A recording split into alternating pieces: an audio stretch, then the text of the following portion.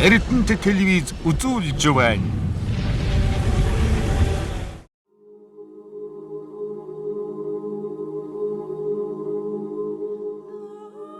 Намайг Нэвсрэн гэдэг Орхон цогцлбор сургуулийн Монгол хэл уран зохиолын багш. Бидний үйл ажиллагаа бас нэг өөр нэг нэгнээсээ ялгаа биш. Монголын тамирчин таарсан марсан ингээл телевизээр ярьж сонсчод одоо харж лээ. Би нөлөө Москвадаас харж ирсэн. Москва жоохон тийм байхад. Хүний хэрэг биш шүү дээ. Морь их төрөө хэрэг 1970 онд миний аав хийсэн юм. Тиймээ тэгэл хоош. Ингээл нэг 9 орн байсан. Манай нэвтрүүлгийг хүлээж авч үзсэн.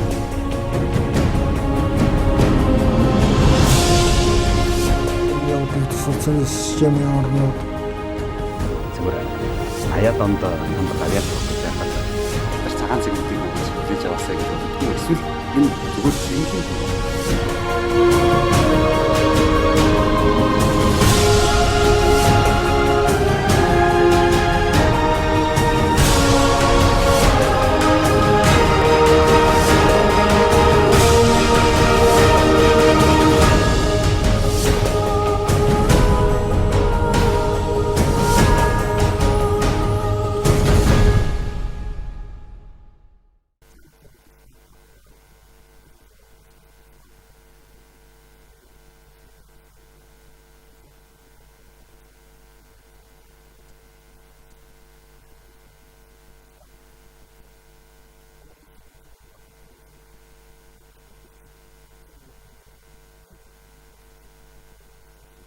сайн байна уу? Сайн явж байна уу та? Сайн явж байна. Сайхан хаварчж байна. Сайхан аварчж байна. Ханд олон улсын эмэгтэйчүүдийн баярын мэнд хүргэе. Баярлалаа. Манай Эрдэнэт хэлээр. Өнөө өглөө ирлээ. За. Ямар хөө байна? Манай Эрдэнэт ер нь ямар санагдаж байна? Орд нь ирж ирсэн үү? Иржсэн би ер нь банк ирдэг юм манай ах дүүс чинд байдаг. Ер нь Эрдэнэт хотын энэ сайхан хөгжил, энэ сайхан одоо баялаг тансаг энэ гоё хотод их дуртай байгалаа юм үзэсгэлэнтэй. Ард түмэн нь ер нь их орчин үеийн соёлтой сайхан цэвэр цэмцгэр гоё хот байдаг. Энэ ташрамт хэлэхэд одоо эмэгтэйчүүдийн олон улсын эмэгтэйчүүдийн баярын өдрийг тохиолдуулаад Эрдэнэт хотынхаа бүх ард түмэнд болон энэ хотод амьдран суугаа Оросын одоо ард түмэнтэй эрүүлэн аз жаргал сайн сайхан бүхнийг хүсэн өрөөё гэж бодож байна. За их баярлалаа. Одоо манай нэвтрүүлгийг үзэж байгаа бүх хүмүүс таны мэдлэгийг ээжтэй, эхнэртэй, охиндоо, найз нөхөдөө хүргэж байгаа гэж бодож байна. Эрдэнэтэд өмнө нь ирснээс өнөөдөр ирэх хоёрын ялгаа юу вэ? Эрдэнэт ер нь хөгжиж юу? Ер нь бол би чинь одоо хамгийн сүүлд гэртэл одоо өнгөрсөн 10 сард ирсэн шүү дээ. Тий. Ойр ойрхон ирээд байгаа учраас ер нь л улмал сайхан цэвэр цэмцгэр сайхан байх юм бас олон сайхан байшин барилга босож сүндрэлж одоо байна. Орон сууцны барилгаас хэсвэлээ. Архангай аймгийн Цэнхэр сумын уугуул гэдэг. За Архангайгаас бас их олон алдартай, их олон хөдөлмөрч, их олон мундаг хүмүүс төрсөн. Тэрний нэг нь бол яахааргүй таам. Аав ээж нь яг юу хийдэг хүмүүс вэ? Ерөөсөө Архангайд би төрөөл тэгэл ер нь их үлгийтэй жижиг наснаа л Улаанбаатарт очиж одоо өсч өндийсэн хүн шүү дээ. Тийм манай аав түүхийн төв архивт ажилладаг байсан. Хамгийн эхлээд бол Төмөр замд ажиллаж байсан намайг нялгаа.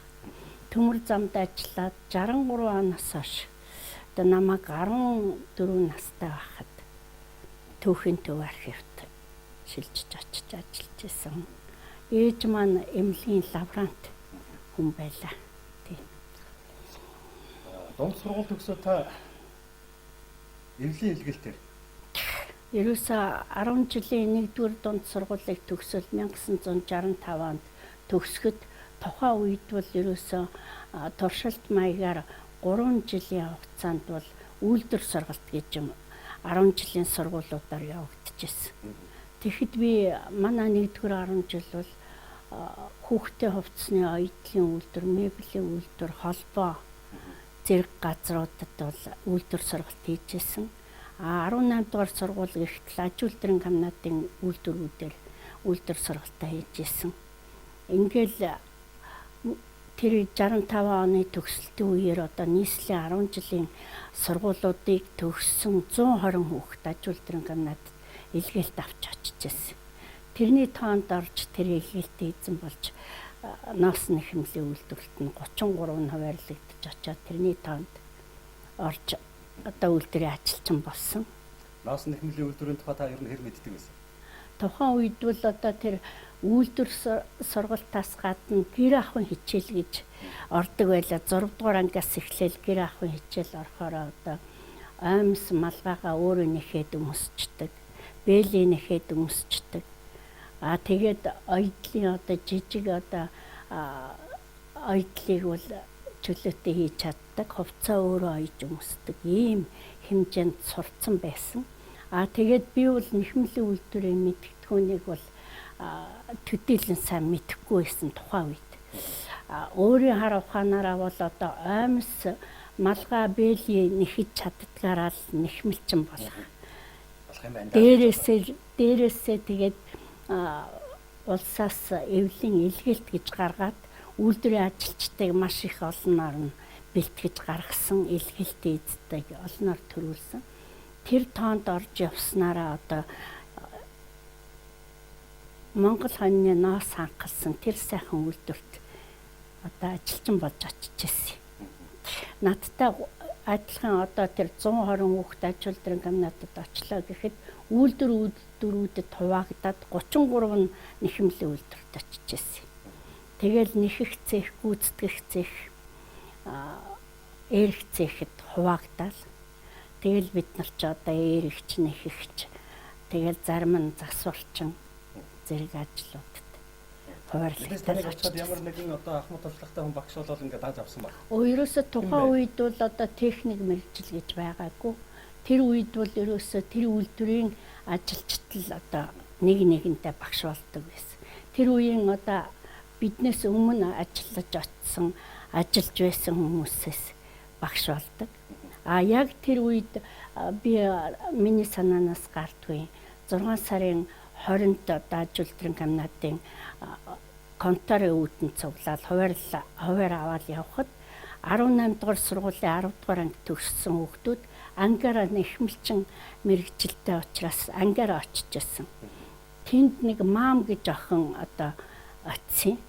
Тэр тоонд ангиараа очисон хүүхдийн донд тэгээ одоо яах вэ, энэ үйлдвэр маань тэр чигээр ингээд ерөөсөө нэг бөөнөр амардгийн байна л да, нэг сар. Тэгээ тэр амарж явах хугацаанд нь үйлдвэрөөсөө цэлээсэн том сайхан олон суур машин эгэнсэн юм гоё үйлдвэр. Шалан дээр нэг дүүбэн шалтай, хөрөн дүүбэн шалтай. Шалан дээр нь одоо машиных нь дүрс ингээд тусаад харагдчихсан. Тийм гоё үйлдвэрсэн. Шинж үйлдвэр. Тэгээд тэр маам гэж охин миний багш болоо.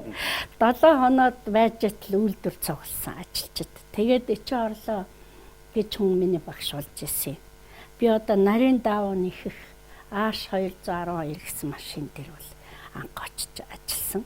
Тэгээд тэр бол одоо маш их олон янзын сайхан нарийн даавнуудыг нэгдэг. Одоо жишээлбэл хэлэхэд Гаурдин, Армор, Зулхай гэл гоё гоё даав. Гаурдин гэдэг даавуугаар бол генералуудын одоо костюм одоо нөгөө гítл металтэй гítл калбын өмдийн ойдаг тийм гоё даав. Армор гэдэг нь одоо тэр үеийн ганган хүүхнүүдийн одоо дээлийн даав. Зулхай гэж даав, Швед Постон гэдэг костюмны даав. Ийм гоё даав. Нарийн наривтар ноос одоо аюур зан докторын санаачилсан нарийн наривтар ноосны чиглэлийг нарийн наривтар ноосыг одоо бүтээгдэхүүн болгодог ийм үйлдвэр байлаа.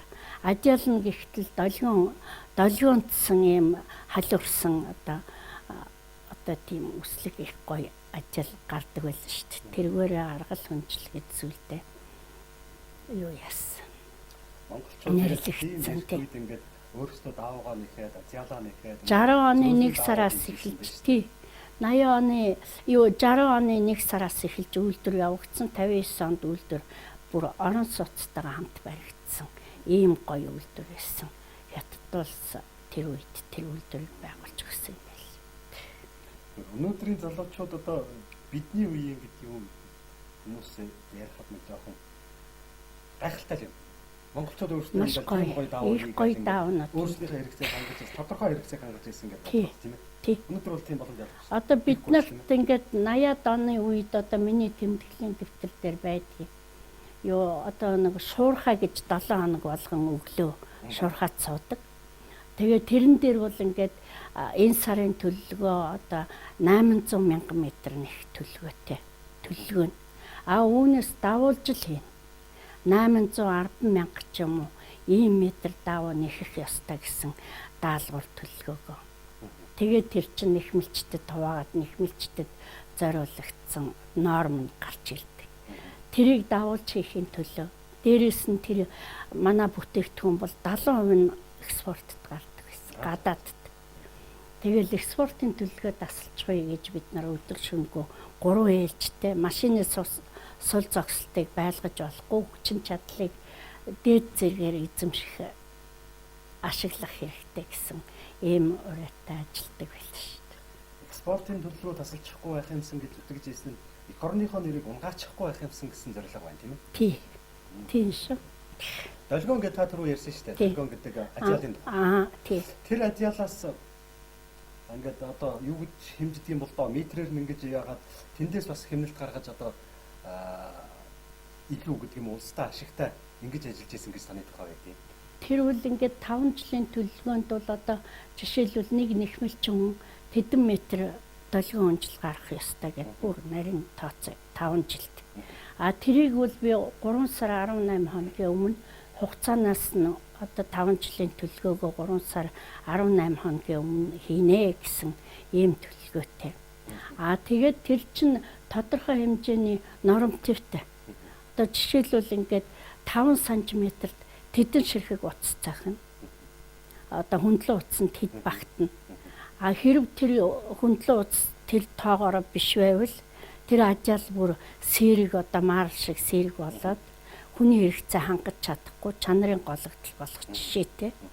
Тэр гологдлыг бол арилгах, тэр гологдлыг гаргахгүй нормативтай ажиллах тийм үүрэгтэй байсан.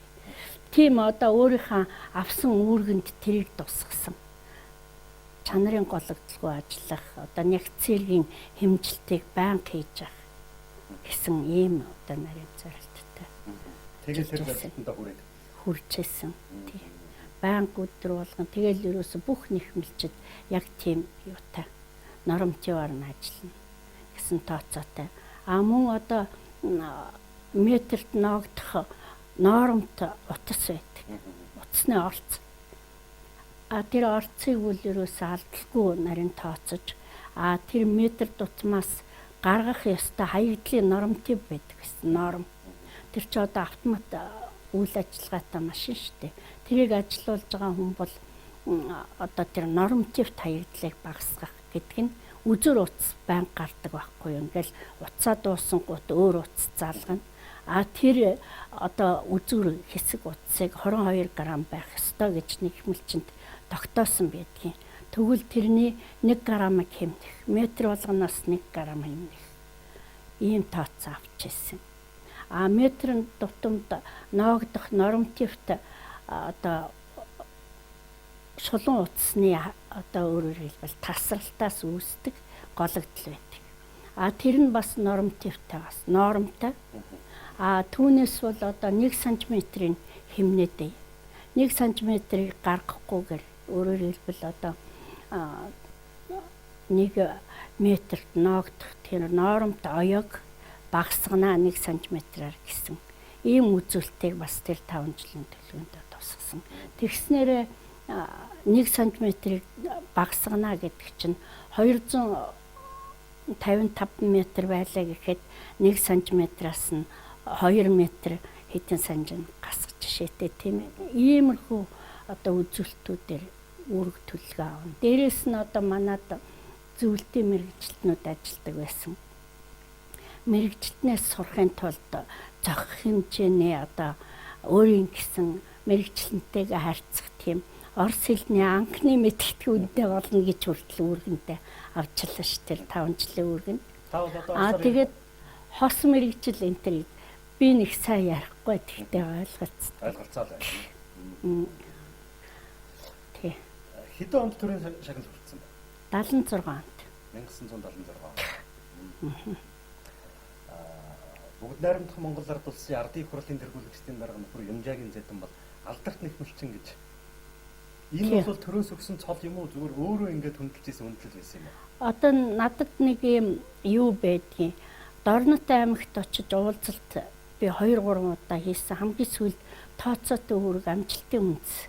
Өөрөөр хэлбэл таны гаргасан тооцоотой үүрэг бол манай одоо Дорнот аймгийнханд одоо их маш их амжилт өгсөн. Тийм учраас тантай уулзалт хийж байгаа гэдээ аваачихтаа надад нэг баярын бичиг өгсөн байдаг. Түүн дээр ингээд нөгөө алдарт нэхмэлчин Балжныман Гүнжлан болон бусад хүмүүсийн одоо туршлага алдартай юмаа гэд Цэдэн Балдар гэд бичсэн тийм баярын бичиг байдаг. Бараг төрөөс өгсөн цол юм биш үү? Алдарт нэхмэлчин. Би одоо Цэдэн Балдарыг надад өгсөн цол гэж би боддог. Цэдэн Балдарга ер нь манай Монгол улсын тэрүүн Цэдэн Балдарга бол ажилчин хүнийг хэдийдч дуудаад хинтээ ч уулздаг. Тэр байтугай одоо миний амьдарч байсан ажиллаж байсан тэр үед чинь одоо төрийн эрх барилцах ажилд ажилчин малчин цөмөөрөө оролцдог, тариачин цөмөөрөө оролцдог байсан. Тэгэхэд одоо би ардын их хурлын депутат болоод ардын их хурлын орлогч дарга болчихлоо. Тэгэхэд Балдарга бол одоо визитний өрөөнд малчин их хурлын орлогч дарга, нэхмэлчин их хурлын орлогч дарга, эрдэмтэн энэ төр хүмүүс одоо 5 хүн байлаа шүү дээ их хурлд орлогч дарга нар нь 4 хүн, нэг нь их хурлын дарга.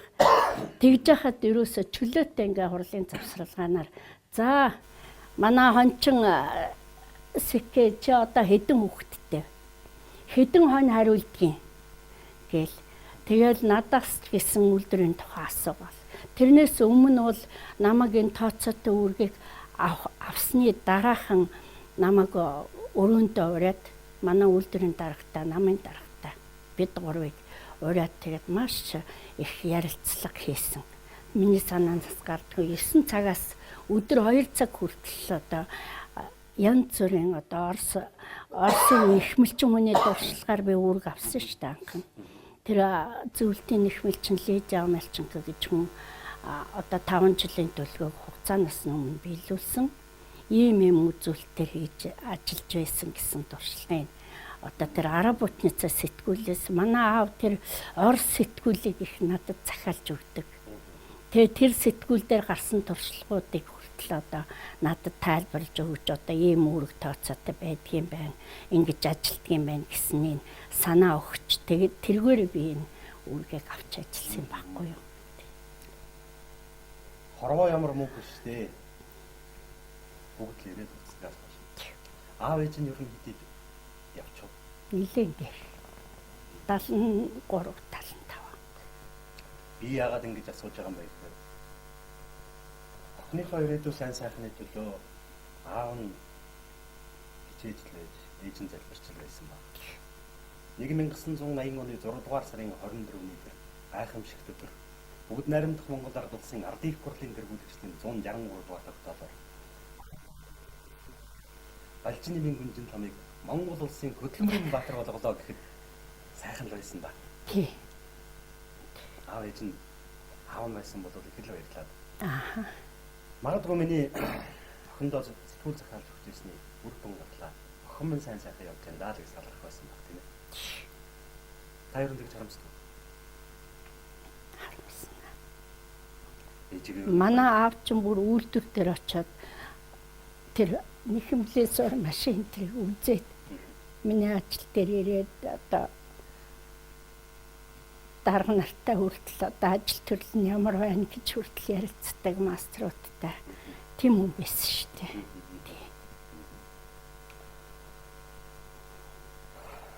Ээжигээ ер нь баярлуулж ирсэн. Баярлуулж өсөө намайг анхан их хурлын депутат болоход манай ээж байсан. Тэгээд үйлдвэрээс минь байр хөөхөд хүртэл ээж маань байжсэн миний ажлын амт чимтгийг анханасаа үзье. хүн амьдралд шүүн зүйл харамсдаг. Хамгийн их харамсдаг зүйл цаг хугацаа байдаг. Тий. Одоо магадгүй өнөөдөр өөрөө ээж имээ эргээд бас ээжигээ муу ичигээ тэгээд нэг баярлуулчих юм яа. Муу аавынхаа нэг ийм үзүүлчих байсан юм да гэж боддог юм байна. Байдаг юм уу байлгүй явах тий. Хүн болгонд тэр байдаг шүү дээ. Ээж аав маань намайг одоо Москва хотод дэлхийг эрхэмлэгч хүчний одоо Мирол Любовь сэлгээд одоо боллоо штэ конгресс гээд тэрэнд яваад ирэхэд бол ээж аав маань байсан гаргаж өгөө тэгээ хүлээж ухтаж аваад тэр гоё хурлын тухай сонсоод тэгжсэн байхгүй юу. Тэгээ ерөөсөө миний энэ сайхан ажлын эхлэл сайхан ам чимтэйг бол одоо үтсэн. Тий. Тэргээр бахархаж надаар бахархаж ийсэн. Тэр байтхаа одоо телевизийн бичлэгт киноны бичлэгт хүртэл одоо ээж маань гардгийг шүү дээ. Одоо энэ 1972 онд Монгол киноны тэтгэлийн найруулагч Цэвэний Зандраа гэдэг хүний хийсэн Гүнжил Ханбаатар гэдэг кинон дээр байгаа юу? Байгаа болов гэж бодож тий. Аа юм аа. Хүн охин нь хүүхдүүд нь ээж аавынхаа итгэлийг дагаад ажил хөдөлмөрөө хийгээд эрүүл сарвал энэ толонтой сайн сайхан байх л хамгийн сайхан байдаг. Тий. Одоо ер нь та хүүхдүүдтэй мэдээж хөдөлмөрчин хүн мэдээж энийг хөдөлмөрийг хийж Монгол орныг хөгжүүлэхэд их хөрөнгө оруулсан хүн хүүхдүүдээ яг юу гэж хэлдэг? Ажил сайн хийж сурах хэрэгтэй. Ажил бол ямар ч ажлыг хийж чаддаг байх хэрэгтэй. Таны үед Монголын ард түмний бахархал болсон олон мундаг хүмүүс байлаа. Монгол улсын хөдөлмөрийн баатар Үржингийн авар зэт, Одайхуу, Алайхуу, Захун аймгийн сонгон сүмийн нэрээр Монгол улсын хөдөлмөрийн баатар Намхан Нимбо мундаг олон хөдөлмөрийн баатрууд байлаа. Гүнжил Хам, Амгалан гэдэг энэ хүмүүсийн нэрийг Монголын ард түмэн бахархал ураах гэж энэ хүмүүсийн хөдөлмөрөөр суралцах гэж нэгэн цаг үед хичээн ажиллаж байлаа. Тэгдэг байсан. Тий. Тэр тантай адилхан тэр босод хөдөлмөрийн баатрууд бас л үлгэр дуурайл болсон хүмүүс байсан уу? Тэгсэн.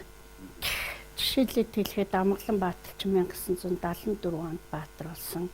Цэндаюш Баатар маань одоо тэр Намхан Нимбо, Аюуш гээд олон сайхан залуучууд эвлийн одоо их хурлаар илгээлтийн эцэд одоо ийм алдартай ажиллаж байна гэдэг утгаар нь одоо хөдөлмөрийн баатар цолыг болгож ирсэн. Тий. Тийм их хөдөлмөрийн үед тийм их бүтээн байгуулалтын үед бүтээн байгуулж явсан одоогийн эрхэм алдартай таа бүгд маань өнөөдрийн залуучуудыг хараад мэдээж бахархах зүйл олон байдаг баг. Магтан цаашаач хэлэх үг олон байдаг баг. Тэгэхээр хүн гэдэг энэ амьтанд заавал хэл сануулж явахгүй болохгүй тухай монголчууд бас хэлдэг шүү дээ. Хүн хэдий ухаантайч гэж хэлдэг шүү дээ. Хэлмээр зүйл юу байдаг залуучуудад? Аймаг одоо нэг гिचээсээ гэж хэлмээр зүйл байна.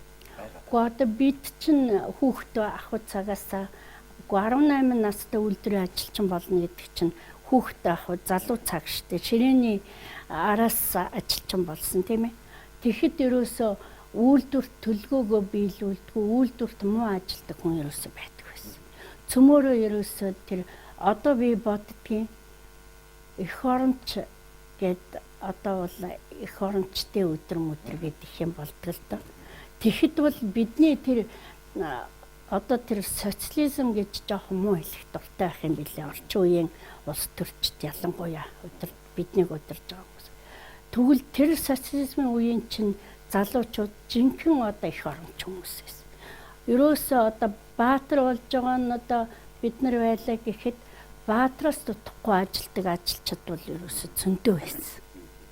За яг хөө тухайн үедээ би баатар боллоо гэхэд азтай баатар болчтой л гэж бодмоор цөмөөрөө ирвэд ирвэхээр ерөөс цөмөөрөө их ажилласаг цөмөөрөө одоо их оронч цөмөөрөө их орн тэр их оронч байлгүй яадаг үйлдвэрийн төлөлгөөг одоо ханган биелүүлж чаддаг хаягдлыг баг гаргадаг чанартай бүтээгдэхүүн үйлдвэрлэдэг экспортын төлөлгөө биелүүлдэг хүмүүс чинь их орныхоо төлөө хийж байгаа шүү дээ. Тэгээд дээрэс нь бүр өрх гэрээ хүртэл тооцоотой ажилдаг. Одоо авсан цалингаа тооцоотой одоо зарцуулах ёстой гэж хүртэл одоо их орон санаачлаг гаргадаг. Одоогийн энэ хөгжлөөс одоо хөгжлийн төлөө яавал таарах уу гэдэл одоо янз бүрийн ярилцлага юм явагдаж байна тийм. Тэгвэл өрх гэрийн тооцооноос авахуулаад л ажил дээр эдийн засгийн нарийн тооцоотой ажиллаж байж л энэ хөгжлийг авч явах байх гэж боддог.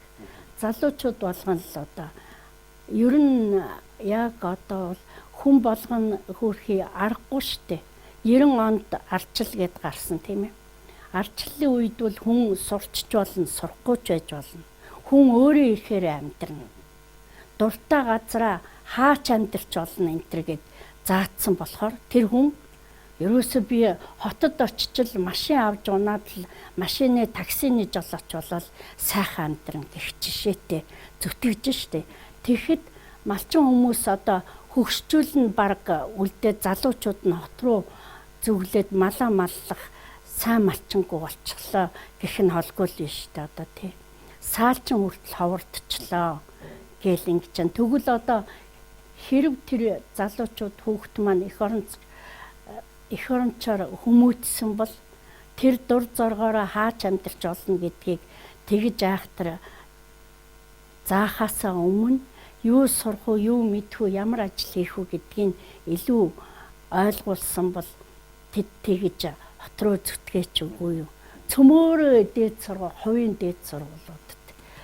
За одоо яста баг төрийн дээд сургууль баг байхгүй ч болж байгаа юм да. Энэ сургуулиудыг өчнөө сая төгрөгөөр сураад тэр мэрэгчлэр ажиллаж чадсан юм байхгүй. Тэгэл ерөөсө хотод тэгэл бүгэл ажилтаа ажилгүй хооронд нөгөө аав ээжийнхээ өсгсөн малын хэдэн төгрөгөөр амжиргаагаа залгуулал ингэ явж байгаа залуучууд их байна. Ингэхээр ерөөсөө их орон маань хөгжиж чадахгүй одоо хөгжлөөр дутчих юмэр л болж штэ. Та хэдэн хүүхэдтэй? 5. Хүүхдүүд одоо бүгд сайхан ажил төрөл хийгээ. Тийм цөмөөрөө ажилтаа төрөлтэй сайхан. Хүүхдүүд ер нь яг ямар боловсрол эзэмшээд вэ? Оо янз бүрийн боловсрол эзэмшсэн. Ачцээ болно уу? Ачцээ болно. Одоо тэгээд юу хийж яах юм Баатар? Гэхдээ одоо би нэг юу яасан. Одоо бас энэ юуны арчлын зах зээлийн эдийн засгийн үед бас энэ сайхан алдар нэрийг зүүсэн хүн чинь зүгээр сууж болохгүй. Ер нь улс их орондоо бас юм одоо заавал нэг хувь нэмрээ оруулах ёстой гэж ойлгодог. 44 настай тэтгэврт суусан хүн чинь тийм залуугаар асуучаа юугаа хийж гэртээ зүгээр суух. Бүр аргаа вараад нөгөө бодоод байхна миний нэг төрсөн ах юм нэг хэлгүй хөвгтэй. Тэрийг бодохнаа ч гэсэн ерөөсөө энэ хэлгүй хүмүүс чи яаж амьдрах. Эднэрт ерөөсөө ажил мэргэжил заа амьдрах арга ухаан заа гэгээд нэг хуваар их аж ахуй байгуулад 92 онд. Тэгээд тусгай сургууль 29-оос 14 хүүхэд очиж авсан. Бүр сургууль дээр нь очиод хөхөө гэдэг хичээл ангиас. Тэгээд тэднэрт ингээд одоо тэр өөрийнхөө одоо стол гар сүлжмлийг л заалаад надад ямар заагаад өгөх суур машин байх биш. Надад бэлтгээд өгөх хуудас нь байх биш. Эрэмлийн үйлдвэрийн дарга мөнгө жаргал гэж хүн бол надад ноос утас их өгчээсэн. Миний ажлыг дэмжиж одоо сүлжмлийн машин хүртэл өгчээсэн, гар сүлжих машин.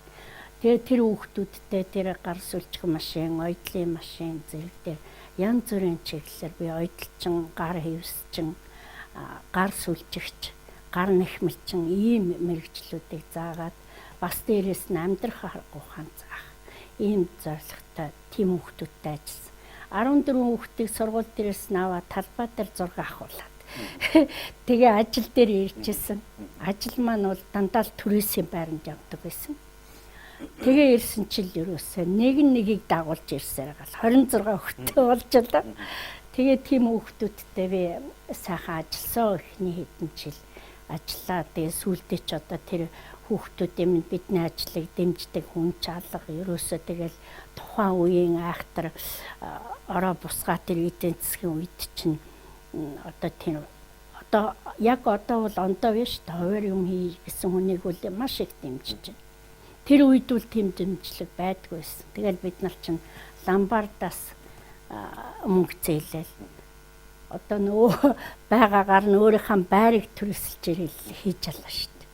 Тэгэл бодоход бол одоо тэр хэлгүй хүүхдүүд тэрнээ маш сайхан сурсан. Гараараа төрөл бүрийн цамц сүлжиж чаддаг. Ангор ачуур нэхэж чаддаг. Күүрчиг болон бусад хувцсуудыг ойж чаддаг. Тэр сүлжих өөрхөн машин дээр ноосон өмнө цамц нэгчдэг. Иймэрхүү мэрэгчлүүдээр сураа. Одоо тэд нар чинь цөмөрөө 40 гарчлаа шүү дээ. 40 гарцсан улсууд. Нар нь одоо тэгээд тэрэг үргэлжлүүлээ хийж байгаа юм. Хийж байгаа юм. Зарим нь одоо Солонгост очиод 3 сар ойдолчин хийж байгаа л эргэж ирээл нэг хит хонжоогоор буцаа явдаг жишээтэй. Зарим нь одоо нэг хүүхэд лав Балгаарт очижсэн. Чехад ойдолчин хийж байгаа гэсэн нэг юм.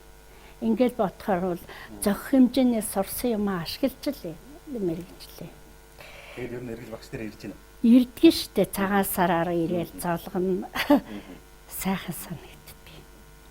Ээж аавтай нь одоо бүр эцэгийнхээ хурлныг л одоо сургуулийн хүүхэд шиг л харьцчихлаа штэ. Ээж аавтай сар болгоно эцэгийнхээ хурлыг ядал. Тэгэл тиймэрхүү байдалтай л одоо ажиллаж мэрэгчл сургажлаа. Та нэг сайхан дуу аялаач.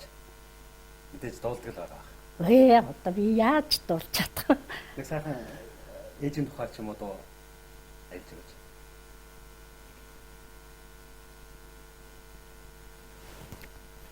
Би одоо нэг ерөөсөө бидний чинь сургуульд байхаас эхлээд л урлагийн үзлэг энтергээл үйлдвэрт очисон ч гэсэн урлагийн үзлэг шалгаруулаад шалгарсан нь дээшээгээ одоо фестивал энтерт яваад одоо бүр их өргөн хүрээтэй гоё байлаа шүү дээ. Тэгээ тэр үед одоо нэг хоороор нэг их дуулдаг бидний бүр өсөлт дуу маягтай тийм дуу байлаа. Тэрнээс нэг аялж. За тэгээ. Хөөдөө талмын амалдар дүүрэн хөвчиэмэн анхаар бүхүрэн хөрсөн доор эрднэр харваа хүний хэрэгцээ цум багцаа янтаж болдгүй далай шигээ яасан баян нохотагвэ ямар нэгэн их хувь заягаар бид нар эзэн болж ингэж дуулдаг байлаа шүү дээ. Энэ дууг би их аялах дуртай. Яагаад ч юм нэрэл ястаа хөрсөн дор эрднэр баян орно наал дээрээс мэдээд энэ гоё дууг одоо энэ алдартай зохиож исэн биш шүү дээ. Тэгэл энэ дууг одоо тухайн үед бол ерөөсөө ёстой их оронч улс байсан юм байна. Энэ дууг л дандаа тэр урлагийн үзлэгийн одоо ихэнд заавал дуулдаг. Тийм байсан шүү дээ. Тийм. Тэгэлгүй яах вэ? Ямар их хувь заяагаар эзэн бид төрвөө гэж. Магадгүй ертөнцийн хүмүүсийн төрж өссөн нутгийн өөрсөнд нь бүгд сайхан байдаг. Тийм шүү дээ. Тэгэхдээ ийм гайхалтай Монгол орн төрөөд эзний харин ингэж төрнө гэдэг гайхалтай тийм. Энэ гоё эрдэс баялаг, хөрсөнд орох эрдэс баялаг, энэ гоё мал сүрэг, энэ сайхан ард түмнийхээ тэр ан амьтан нутаг байглал ёстой эзэн шигээл одоо бүр ёстой хайрлан хамгаалж ёстой насан турштай цөмөрөл одоо авч явахын төлөө зүтгэх хэрэгтэй хүн болно гэж л боддөг шүү дээ одоо би. Би одоогийн залуучуудын хэлдгээр таныг 70-аад он 80-аад оны од байж гэж хэлэх гээд байна л да. Одоо одоод гэж ярьдаг штэ. Дуучид жүжигчэд гэл ингээл хүмүүсийг одоод гэдэг. Би бол таныг 70-80-аад оны од гэж хэлэх гээд байна. Яагаад гэвэл юу байна л да. Балжинымын гүнжин том 1965 онд 10 дугаар ангийн төгсөгчд ажилчин болох ариун хүслээрээ ноосон нэхмэлийн үйлдвэрт орж одоо 8 дахь жилдээ ажиллаж байгаа нь манай тэргүүний сайчуудын нэг юм а гэж. Тэгэхээр энэ тэргүүний сайчууд маань дараагийнх нь үе бас энэ тэргүүний сайчуудыг даган дуурайж залгамжилж явж байна. Үлгээр олноороо ярьж энэ хүн шиг мундаг ажилчин болох юмсан. Энэ хүн шиг мундаг одоо алдар гавьяа хүртэх юмсан гэж бас ирж исэн баг гэж би бодож байна. Тэгжсэн. Тий. Ерөөсөө тэгэл дараа нь техник мэргэжлийн сургууль гэж гарч ирэл ерөөсөө тэр сургуулиудад энэ нэхэмлжний мэргэжил, арьс ширний мэргэжил, арьс шир боловсруулах мэргэжил гэл тэр үед одоо би ч боддгийг олон одод байсан. Жишээлбэл одоо бид нар бахархаж дуурайж нэг нэгнээрээ бахархдаг, нэг нэгнийхээ ажил гаргасан санаачлагыг дэмждэг. Тэргээрээ бид нар их алдаршиж явсан. Тэгэл тэр үед чинь Амгалан Баатар, Чимэддорж Баатар гээл одоо энэ их гоё алдартай. Тэгэл Уурхайчин гээл одоо өстой барилгачин, Уурхайчин, Малчин ямар алдартай хүмүүс байсан. Бүгдээрээ л тэр үеийн эх оронч, тэр үеийн үйлдвэрлэл, материаллык үйлдвэрлэлийн бааз суурийг бэхжүүлэгч тийм одод байсан. Одоо бол бид спорт урлагаар одод гараад байхаас биш тэгж жинхэнэ материаллык үйлдвэрлэлийн бааз суурийг бэхжүүлжсэн хүмүүс одод байж чадахгүй. Тийм ээ? Тэр байтугай би бас ганц би ч биш. Миний одоо үеийн тэр гоё ажилласан хүмүүс хоорондоо ярилцдаг юм. Үеийн 100 эрхмүүд гэдэл байх юм сайхан юм аа бас. Үеийн ажилчтаас 100 эрхэм байхгүй юм та. Гэл ингээд боддгийг штэ ярьдаг ч юм тий.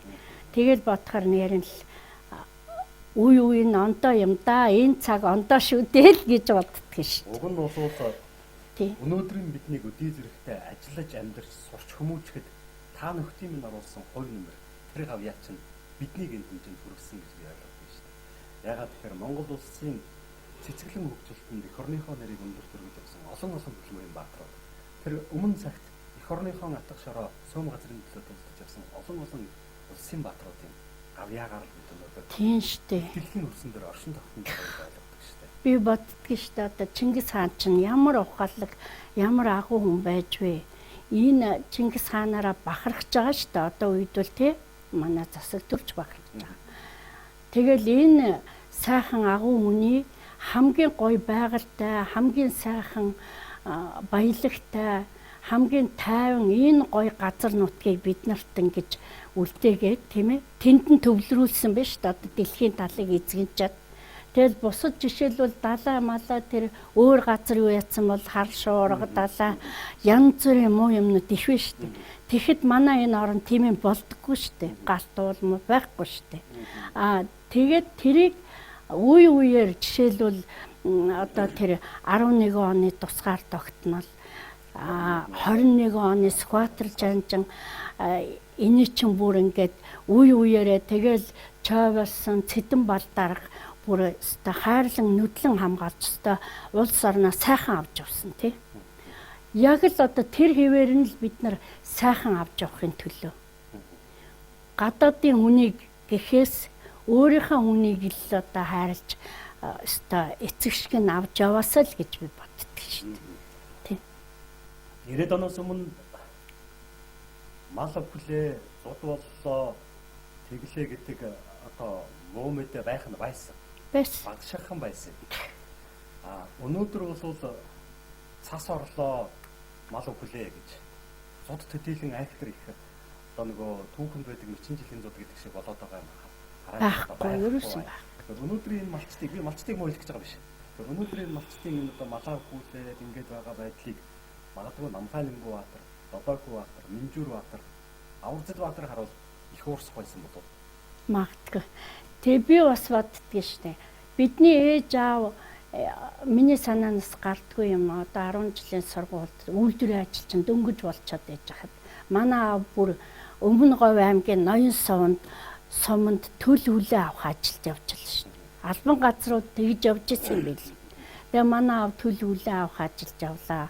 Ганц одоо тэр Өмнө Говь биш. Олон аймагуудаар тэр байтугай одоо тэр Мэрнуусан хонь гэдгийг чинь өстой нэг хон төлөх үеэр очоод ямар хэврэг амтан бэ хөөрхий улааны цай юм гараад дороо өвчхий гэж ирээд ярьж ижүүлээ.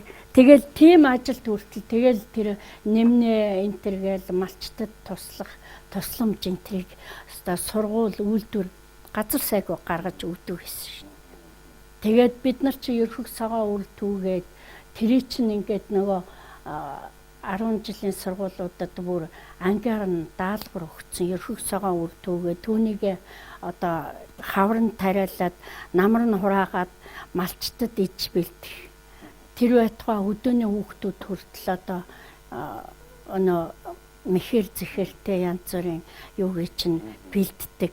Хүнхэл түүгээд аарцтай хоолоод малын одоо нөгөө хавар одоо юу яасан үед нь ядарсан үед нь идүүлнэ гэж бэлддэг.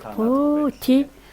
Ерөөсөө л ард түмнийг зэрэг цөмөөрөнгөө альч одоо мэрэгжил ажиллаар ерөөсөө ямар их сайхан нэг нэгийнхэн төлөө тэгж зүтгүүлж байсан юм бэ. Тэгсэн хэрнээ Төв орон нутгийн албан хаагчид төлөөллийн сүлтэй цай уугаад идэх байсан шүү. Тий шүү дээ. Одоо бол бүх айл малтай мал байгаа маа. Тий. За их баярлалаа. Хоёлаа ер нь ингээд цаашаа яриад байвал их олон сайхан зүйлийн тухай ярих юм. Тий.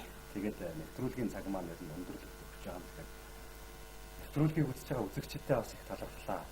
За өөрийн ажилд 5 жилийн төлөвлөгөөг зохих ажлын цаг ашиглах нарийн тооцоо хийсний үндсэн дээр 5 дугаар 5 жилийн төлөвлөгөөгөө 3 сар 18 хоногийн өмнө биелүүлэхээр үүрэг аваад ажиллаж байгаа ноосн нэхмэлийн үйлдвэрийн ажилчин Балжин нэмийн гүнжил тамийн санаачлагыг бусад салбарт дэлгэрүүлэх нь зүйтэй гэж Монголын үйлдвэрчний хэвлэлийн 10 дугаар их хуралд тогтоол бүр ингэ зааж өгчээсэн байх юм. Тэгэхээр энэ яагаад энийг дахин уншаад яагаад ингэж яриад байгаа вэ гэхээр би дахиад л танд хэлэх гэж байгаа. Та тэр үед үнэхээр од байж. Үнэхээр од байж. Хүн бүхэн таныг хөндлөдөг, хүн бүхэн тань шиг сайхан ажил төрөх юмсан, сайн хөдөлмөрлөх юмсан гэж даган дуурайдаг, биширдэг юм байж. Өнөөдрийн одуудыг бол одлоо гэж хэлэхээс цааш даган дуурайгаад байгаа авархан байдаг шиг санагддаг юм аа. Тэгээд танд их баярлалаа. Би одоо хамгийн сүүлдгээд хэлэхэд энэ Эрдэнэт үйлдвэрийг би сая одоо хоёр баатартайгаа очиж үзлээ. Одоо бид нарыг энэ сайхан үйлдвэрийг үзэх, энэ сайхан хотоор аялах, энэ гоё нөхцөл боломжийг хангаж өгч байгаа. Зөв Эрд сүлж гэж би дараагаас нь асууж сүлж гэж яагаад хэлсэн юм бэ гэсэн чинь сүлжих гэсэн утгатай үг юм а гэж юм лээ.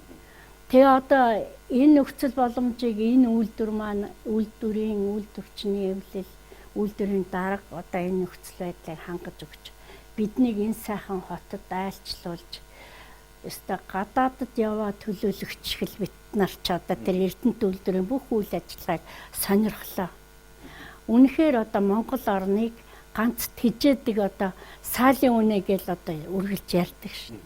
Энэ сайхан үйлдвэрийн хамт олонд энэ сайхан үйлдвэрийг байгуулцаж бүтээж өгсөн Оросын ард түмэнд одоо баярлснаа илэрхийлье.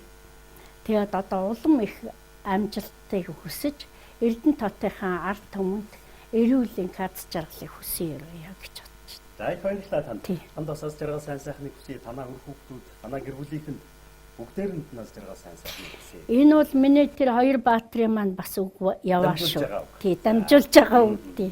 Дашнам Баатар, Дугуй Цагаан гэж хоёр баатар. Дамжуулж байгаа үг гэж ойлгож байна. Тий, тий. За их баярлалаа. Тэр бидний бэлтгэсэн нэвтрүүлгийг хүлээн авч үзсэн азтай үзэгчид та бүхэнд баярлалаа гэж хэлж байна. Өнөөдөр олон улсын эмэгтэйчүүдийн эрхийг хамгаалах өдөр. За манайхны ярьдгаар Мартин аймгийн эмэгтэйчүүдийн баяр. Ээжүүдийг, дөрүүдийг, охтыг эмэгтэй дүнээрээ бүгдийг нь нэг хоёрхан өдөр аз жаргалтай сайхан байлгах гэж хичээсэн. Ямар байдаг вэ? Нэг насаар нь дандаа баярлуулж чадахгүй ч гэсэн нэг гомдоохгүй бас уурлуулж хүмүүжүүлэхгүй. Амар тайван байлгаад амьд мэндээ эрүүл сарвал ажил хөдөлмөрөө хийгээд явж байгаагаар уулгаж амжих юм. Ижитэн тэр нь их сайхан аз жаргалтай доод гэж бодож байна. Ижитээ, ихтэй, эднэртэй бүх хүмүүс аз жаргалыг хүсье. Энэ ертөнцийн ижитэйгэн байгаа